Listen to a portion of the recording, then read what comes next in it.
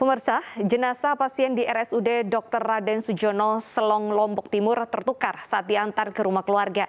Insiden tersebut diduga akibat kelalaian sopir ambulans.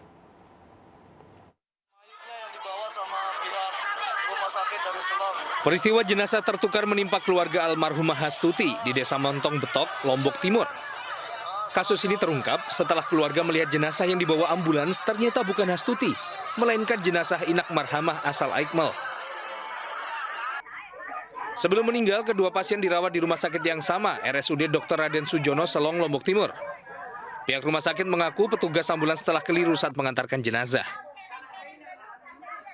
Ada 2 orang yang meninggal pada saat itu, jadi sopir ambulan ini teringatnya Haja Astuti. Jadi pada saat dia mencari keluarga, justru yang dicari keluarga Haja Astuti. Nah, sehingga keluarga Haja Astuti inilah yang naik ke ambulan.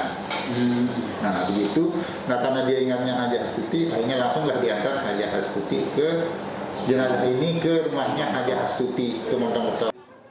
Atas kejadian ini, pihak rumah sakit meminta maaf pada keluarga pasien dan memberikan sanksi tertulis serta pembinaan kepada petugas karena dianggap lalai saat bertugas. Dari Lombok Timur, Ramli Nurawang, iNews melaporkan. Diduga akibat sopir mengantuk, sebuah truk oleng dan masuk ke pekarangan warga di Jombang, Jawa Timur. Meski tak menimbulkan korban jiwa, kecelakaan membuat akses jalan provinsi macet total.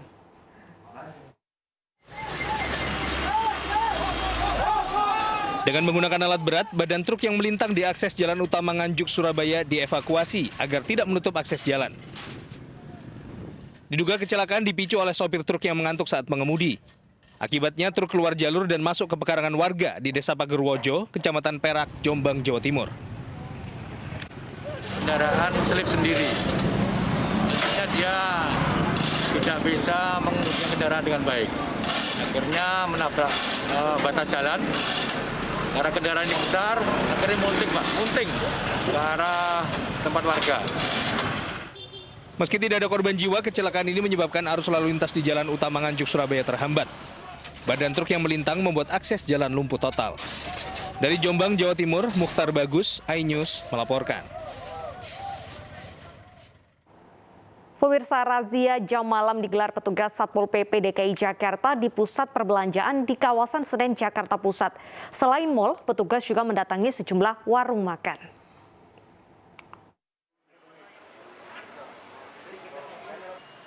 Saat tiba di salah satu pusat perbelanjaan di kawasan Senen, Jakarta Pusat ini, petugas Satpol PP langsung melakukan pengecekan ketersediaan sarana pencuci tangan. Petugas juga memeriksa perangkat kode batang alias barcode, sertifikat vaksin bagi pengunjung. Di dalam mal, petugas mendatangi sejumlah gerai yang masih buka. Meski tidak memberikan sanksi, petugas memberi imbauan pada penjaga toko agar selalu mematuhi protokol kesehatan. Untuk rumah makan yang tertutup, restoran, rumah makan yang tertutup, maka ketentuannya tidak boleh makan di tempat. Ya, yang tertutup termasuk juga yang di dalam mall. Ya, di pusat perbelanjaan hanya boleh take away atau delivery.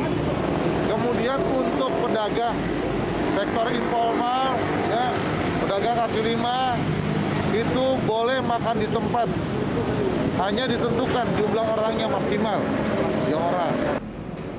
Selain mal, petugas juga merazia warung makan di pinggir jalan di kawasan Rawamangun, Jakarta Timur. Pedagang dan pengunjung yang belum memiliki sertifikat vaksin diimbau petugas agar segera mendatangi gerai atau lokasi vaksin yang tersedia. Dari Jakarta, Rani Sanjaya, iNews melaporkan.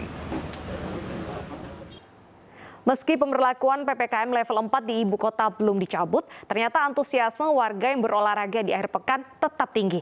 Mereka memilih berolahraga di Komplek Gelora Bung Karno Senayan, Jakarta dengan mematuhi protokol kesehatan.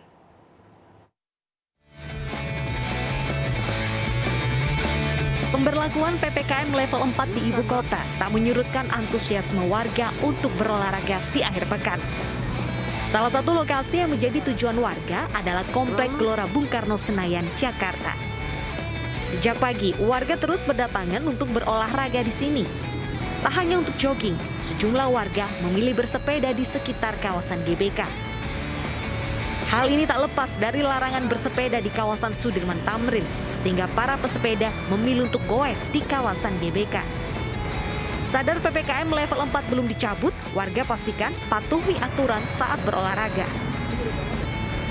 Enak sih kalau olahraga tuh outdoor, lebih suasananya tuh lebih fresh gitu lah. Dan ini kan masih masa pemberlakuan PPKM level 4, bagaimana tanggapan untuk olahraga? Kalau udah level 4 tapi kalau misalkan nggak dilarang sih nggak masalah. Nggak apa-apa, selagi itu diperbolehkan, kan ini udah dibuka dan udah dapat izin diperbolehkan untuk kita buat olahraga, ya udah it's okay. Meskipun ini lagi masa pandemi, tapi kita kan juga nggak boleh, tetap harus ngejaga kesehatan. Pemberlakuan PPKM level 4 di ibu kota diperpanjang hingga 16 Agustus mendatang dengan harapan penyebaran kasus COVID-19 di Jakarta bisa dikendalikan. Dari Jakarta, tim liputan iNews melaporkan. Sambut peringatan Hari Kemerdekaan Republik Indonesia ke-76 tahun, anak-anak ikutin kegiatan mewarnai. Tetap bersama kami.